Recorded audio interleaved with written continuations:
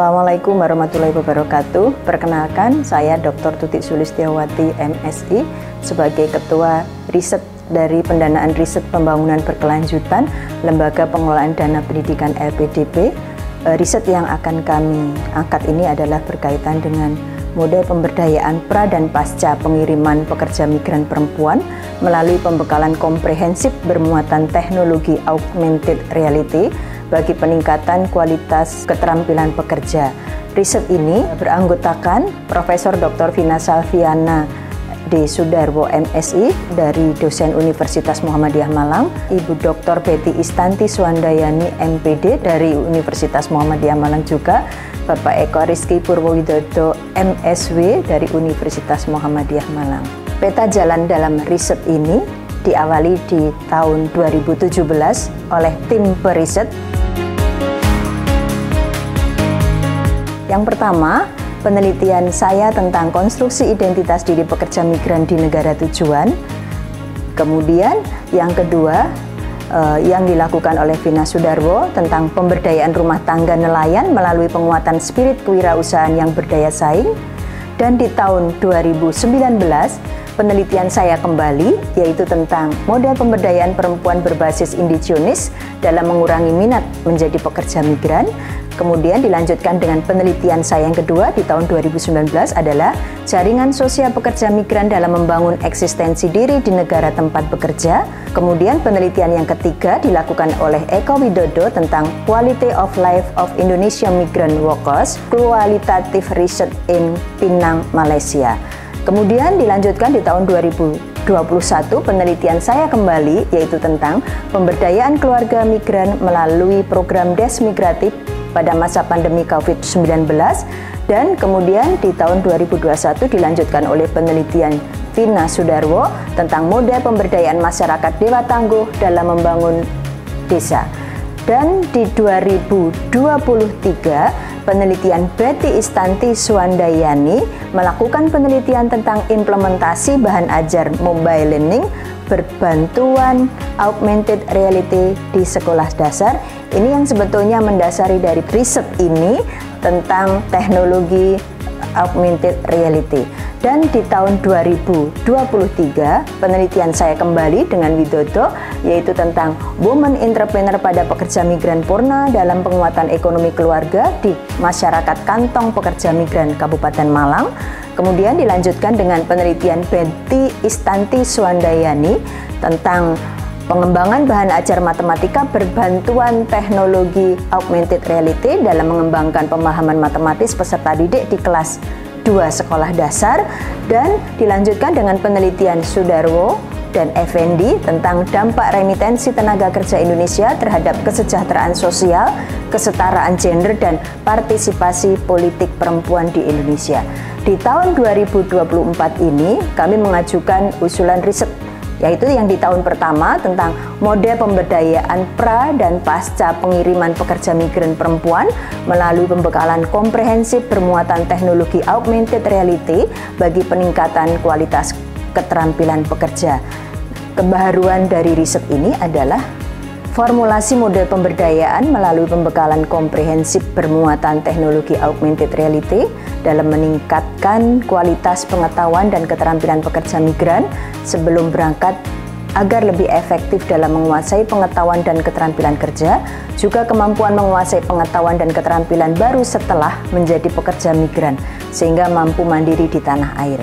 Sedangkan nilai strategis dari riset ini adalah modal teknologi augmented reality digunakan untuk membantu memudahkan meningkatkan kualitas keterampilan pekerja migran pra dan pasca pengiriman dengan tujuan agar saat bekerja di luar negeri memiliki kemampuan keterampilan kerja yang maksimal sehingga terhindar dari masalah. Sementara peningkatan pengetahuan dan keterampilan setelah kembali ke tanah air sebagai modal kemandirian ekonomi dan tidak memiliki keinginan untuk kembali menjadi pekerja migran. Metode riset yang digunakan pada usulan ini adalah metode Participatory Action Research atau disingkat dengan PAR, yaitu suatu penelitian atau riset dengan menggunakan pendekatan kualitatif. Metode PAR itu melibatkan periset untuk mendefinisikan sejumlah masalah sekaligus mengimplementasikan informasi dan aksi sebagai solusi atas masalah yang teridentifikasi.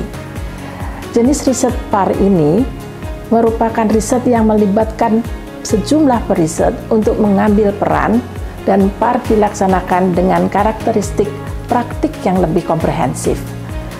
Para partisipan melakukan dan belajar dari perubahan-perubahan yang dihasilkan sewaktu dalam proses riset itu berlangsung. Sebagai sebuah metode atau jenis riset, PAR memiliki karakteristik, salah satunya adalah merencanakan sebuah perubahan, mempelajari dan mengamati proses dan konsekuensi perubahan, mengkaji proses dan konsekuensi tersebut, kemudian juga merencanakan ulang, mempelajari dan mengamati serta mengkaji, demikian seterusnya. Pembagian tugas dalam riset ini adalah saya sendiri, Tuti Sulistiawati, sebagai ketua bertanggung jawab dalam mengkoordinir dan melaksanakan riset mulai dari awal sampai pelaporan dan luaran riset. Yang kedua, Vina Salviana D. Sudarwo sebagai anggota bertanggung jawab pada analisis data dan formulasi model pemberdayaan pra dan pasca pengiriman pekerja migran perempuan. Yang ketiga, Betty Istanti Suandayani sebagai anggota bertanggung jawab dalam pembuatan modul berkaitan dengan muatan augmented reality atau model AR. Dan yang keempat adalah Eko Rizky Purwono Widodo sebagai anggota bertanggung jawab dalam pembuatan materi modul dan publikasi jurnal. Luaran dari riset ini adalah yang pertama, model pemberdayaan pra dan pasca pengiriman pekerja migran perempuan melalui pembekalan komprehensif dengan aplikasi augmented reality.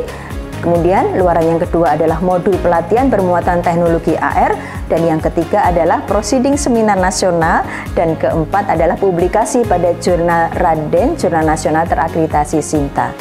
Di tahun kedua, luaran yang akan dicapai nanti adalah model pemberdayaan pra dan pasca pengiriman pekerja migran perempuan melalui pembekalan komprehensif dengan aplikasi AR yang setelah direvisi, dan modul pelatihan bermuatan teknologi AR yang juga direvisi, dan pendaftaran hak cipta model, dan keempat adalah publikasi ilmiah pada jurnal Tamasat Review, jurnal internasional berreputasi terindeks Scopus Q3. Dan di tahun ketiga dalam riset ini, target dari luarannya adalah monograf dengan judul Formulasi Model Pemberdayaan Pra dan Pasca Pengiriman Pekerja Migran Perempuan melalui Pembekalan Komprehensif Bermuatan Teknologi AR. Yang kedua adalah naskah akademik untuk bahan pendukung keputusan dan kebijakan yang akan dibuat oleh Kementerian Tenaga Kerja Republik Indonesia. Dan yang ketiga adalah publikasi pada Logos Jurnal Nasional Terakreditasi Sinta II. Sebagai pengembangan dari riset di tahun pertama, kedua, dan ketiga, di tahun 2027 kami akan merencanakan riset pengembangan, yaitu implementasi model pemberdayaan pra dan pasca pengiriman pekerja migran perempuan melalui pembekalan komprehensif dengan aplikasi AR dalam lingkungan nasional, dan di tahun 2028 mengembangkan model pemberdayaan pra dan pasca pengiriman pekerja migran perempuan melalui pembekalan komprehensif dengan aplikasi AR.